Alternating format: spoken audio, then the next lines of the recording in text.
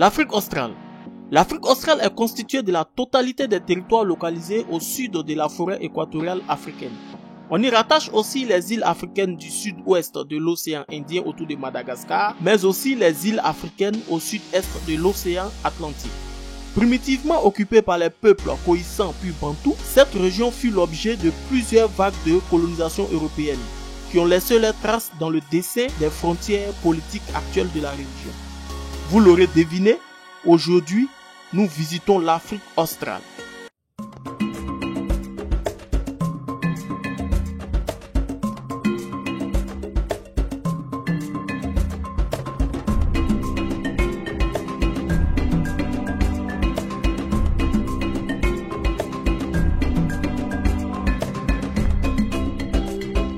Salut et bienvenue sur AfriStat, la chaîne qui vous présente les statistiques sur diverses thématiques en rapport avec l'Afrique.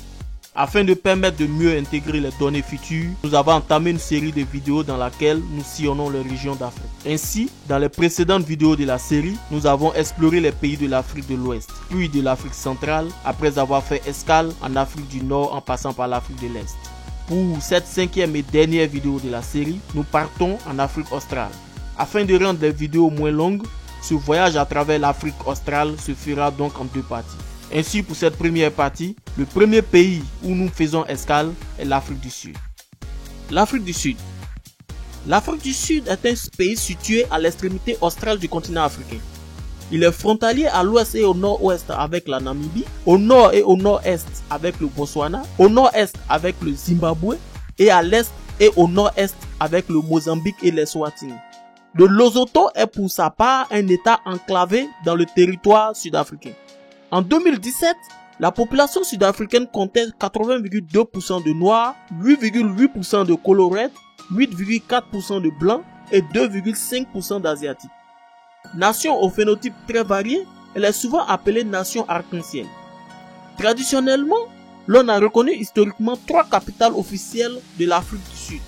L'une administrative, à savoir Pretoria, l'autre législative, à savoir le Cap, et enfin une troisième judiciaire à Bloemfontein. Toutefois, désormais seule la ville du Cap est mentionnée par la Constitution en tant que siège du Parlement. Par ailleurs, l'instance judiciaire suprême du pays, à savoir la Cour constitutionnelle, siège à Johannesburg. La métropole de Johannesburg, la plus riche du pays et siège de la bourse sud-africaine, est également considérée comme sa capitale économique.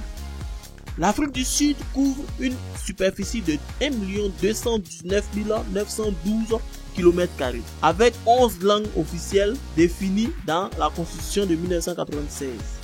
Il s'agit de deux langues d'origine européenne, l'afrikaans et l'anglais, et de 9 langues bantoues, à savoir le ndebele du Transvaal, le Soto du Nord, le Soto du Sud, le Swati, le Songa, le Swana, le Vanda, le Xhosa et le Zulu. Le 31 mai 1910, 8 ans après la fin de la Seconde Guerre des Boers et après 4 ans de négociations, le South Africa Act accorde l'indépendance nominale en créant l'Union d'Afrique du Sud. Le pays est fondé à partir du regroupement des colonies du Cap, du Natal, du Transvaal et de l'Orange. Le South Africa Act établit une démocratie parlementaire sur le modèle de Westminster, avec un régime de type monarchie constitutionnelle et un parlement souverain. Le 31 mai 1961, le pays devient une république à la suite d'un référendum où les électeurs votent majoritairement pour la fin de la monarchie. La République d'Afrique du Sud est alors proclamée. Le rand est la monnaie officielle de l'Afrique du Sud depuis le 14 février 1961 en remplacement de la livre sud-africaine. Après l'Afrique du Sud, nous allons au Botswana. Le Botswana, signifiant pays des Swana, est un pays d'Afrique australe sans accès à la mer, entouré de l'Afrique du Sud au sud et au sud-est, de la Namibie à l'ouest, de la Zambie au nord et du Zimbabwe au nord-est. Le taux de transparence du pays était de 5,4 en 2007 et de 6,1 en 2011 sur une échelle de 10, faisant de lui le pays le moins corrompu du continent africain. En effet, le pays est régulièrement placé au premier rang des pays africains en matière de gouvernance et de transparence. C'est le 30e pays sur 174 selon l'indice 2012 de la perception de la corruption de Transparency International. Ce pays est donc surnommé le miracle africain ou encore l'exception du continent. Le Botswana adopta son nom après son indépendance le 30 septembre 1966 avec pour capitale la ville de Gaborone. Avec 581 730 km², le Botswana est dominé par le désert du Kalahari dans le sud-ouest du pays qui couvre pratiquement 70% de sa superficie. La langue officielle du Botswana est l'anglais. Cependant, 90% de la population parle le Swana, qui est la langue la plus répandue dans le pays.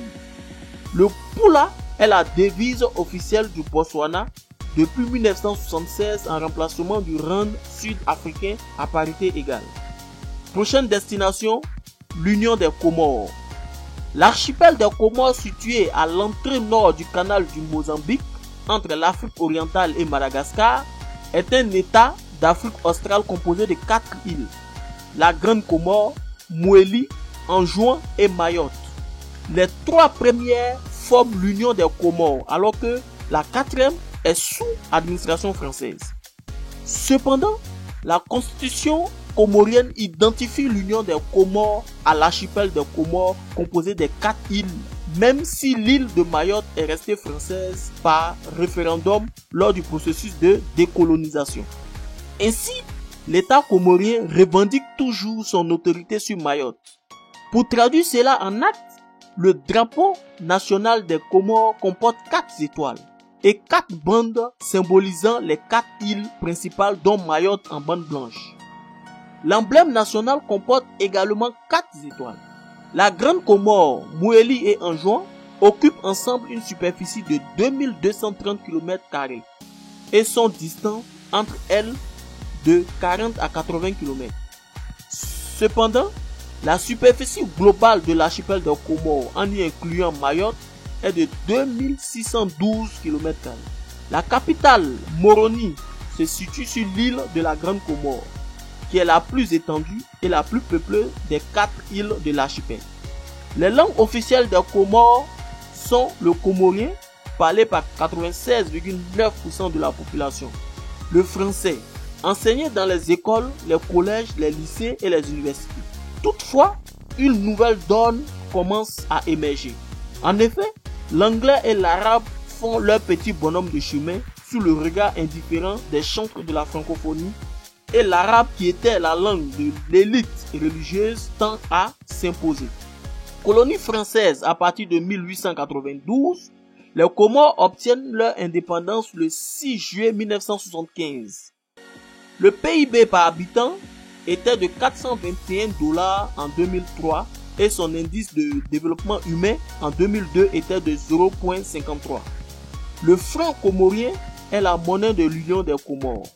Nous poursuivons notre visite de cette région en faisant escale au royaume d'Eswatini.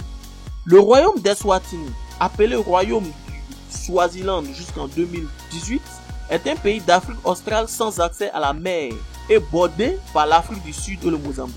C'est un petit pays avec moins de 200 km séparant le nord du sud et moins de 130 km séparant l'est de l'ouest, d'où une superficie de 17 363 km².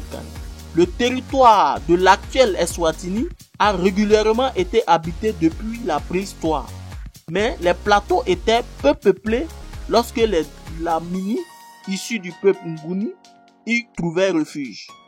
De nos jours, ses habitants appartiennent presque tous à l'ethnie Swazi, dont la langue est le Swati. Enclavé entre l'Afrique du Sud et le Mozambique, l'Eswatini a obtenu son indépendance du Royaume-Uni le 6 septembre 1968. Dernière monarchie absolue d'Afrique, le régime est néanmoins doté d'une constitution qui codifie la coutume. L'Eswatini a 2 langues officielles, le Swati, une langue nguni de la famille des langues bantou, et langue maternelle de près de 90% de la population, et l'anglais qui est parlé par 0,6% de la population. D'autres langues sont parlées dans le pays et appartiennent essentiellement à la famille des langues bantou.